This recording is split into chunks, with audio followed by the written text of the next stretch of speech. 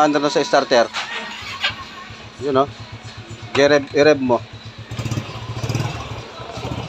Kanina lobat, di ba? Konting under lang. Ano agad ah. Lakas ng charging ah. Sige, ano mo.